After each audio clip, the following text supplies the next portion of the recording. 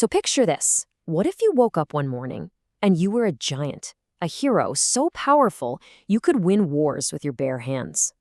And then, the very next day, poof, you're a tiny, helpless toy, small enough to be kept in a box. Today, we're going to dive into Jonathan Swift's classic, Gulliver's Travels, and unpack its amazing message about how power isn't what we think it is.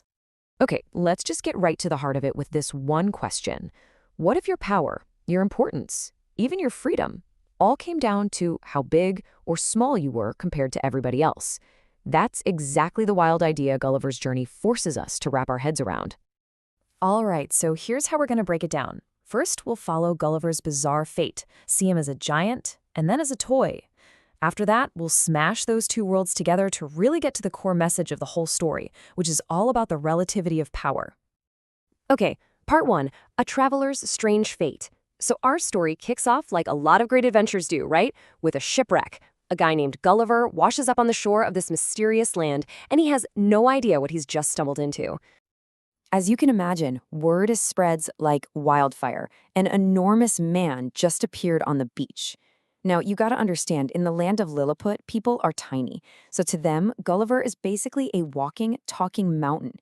He becomes this instant sensation, an absolute must-see spectacle that people travel from all over just to look at.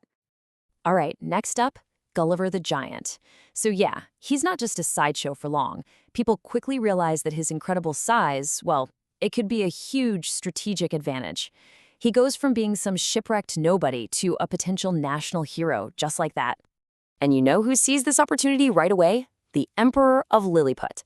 He's thinking, wait a minute, we're at war. This guy could be our ultimate secret weapon. So he goes right to Gulliver and basically says, look, we're in a fight. We need your help. You're bigger and stronger than anyone. And boy, does he deliver. I mean, just think about it. To him, the enemy's warships are like little toy boats in a bathtub. So what does he do? He just wades out into the harbor, grabs some rope, ties all of their ships together, and literally drags their entire navy back to Lilliput, single-handedly, an absolute game changer. So for a little while, he's the hero of the nation. But, well, power is a tricky thing. The Emperor wants Gulliver to help him completely enslave the enemy, and Gulliver's not on board with that. And just like that, he flips from being their greatest asset to their biggest threat. He realizes he's in danger, finds a normal-sized boat, and manages to escape back to England. So now for the flip side. Gulliver the toy. Of course, our guy can't sit still for long. The call of the sea is too strong. He sets out on another voyage. And this time, oh my, the tables are about to turn in the most unbelievable way. It only takes 2 months. He's on a ship called the Adventure. A storm hits and they land on a new island. But then his shipmates spot a giant and they panic, they flee, and they just leave Gulliver behind. He's all alone, totally terrified, in a land where even the corn stalks are 40 feet tall. And that's when a giant farmer stumbles upon him.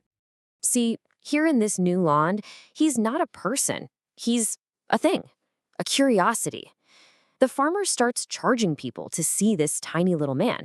And eventually, the queen of this place, Brobdingnag, she hears about him, and she buys him for 1,000 pieces of gold. He has literally been bought and sold. And his new life? It's miserable.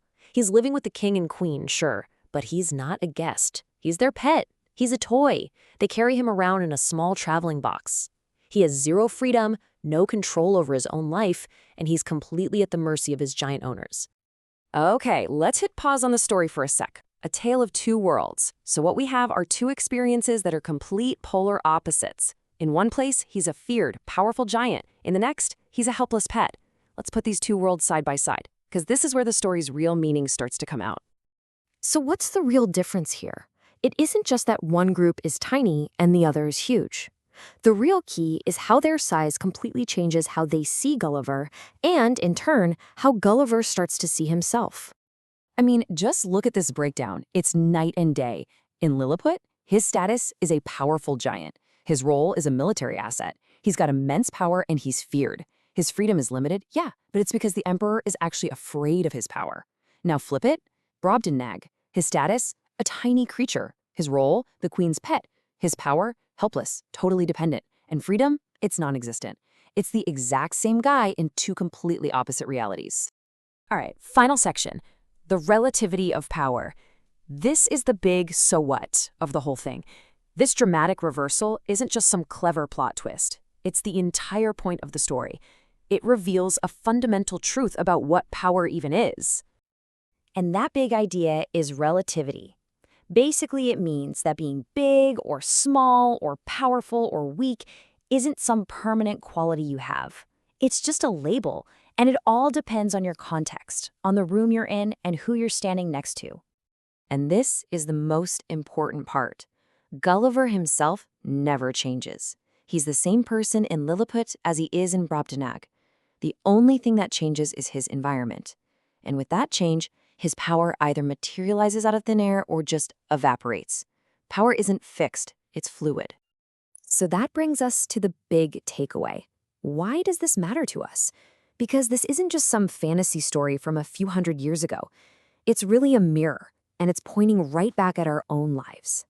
And that leads to the final question the story leaves us with, and I want you to really think about this. In your own life, at work, with your friends, your family, how much of your sense of self, your confidence, your feeling of being important or maybe insignificant truly just depends on the room you happen to be standing in? It's a powerful thought, and it's one that Gulliver's Travels forces us to consider. Thanks for digging into this with me.